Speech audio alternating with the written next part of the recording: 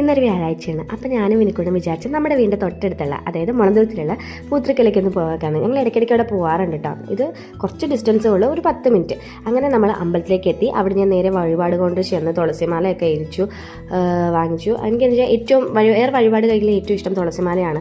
അത് ഭഗവാന്റെ ദേഹത്ത് ചേർത്തും അതിൽ വലിയൊരു സംതൃപ്തി നമുക്ക് വേറെയില്ല. പിന്നെ ഞങ്ങൾ തൊഴുതു.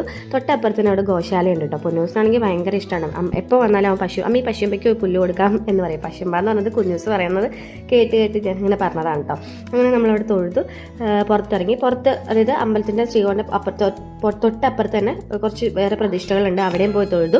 അവിടെയൊക്കെ തൊഴുതു കഴിഞ്ഞിട്ട് പിന്നെ ഇവിടെ അമ്പലത്തിൻ്റെ തന്നെ ഒരു ആശ്രമമുണ്ട്. പിന്നെ വയസ്സായ അമ്മമാരെയൊക്കെ നോക്കുന്ന ഒരു ആശ്രമമാണ് തൊട്ടടുത്ത് തന്നെ. അതൊക്കെ കഴിഞ്ഞ് നമ്മൾ തൊഴുത് നേരെ വീട്ടിലേക്ക് ഇറങ്ങി. അപ്പം ഇന്നത്തെ വീഡിയോ ഇട്ടോളൂ. നിങ്ങൾക്ക് ഇഷ്ടപ്പെട്ടെങ്കിൽ വീഡിയോ ലൈക്ക് ചെയ്യുക, ഷെയർ ചെയ്യുക, സബ്സ്ക്രൈബ് ചെയ്യുക. Thank you for watching.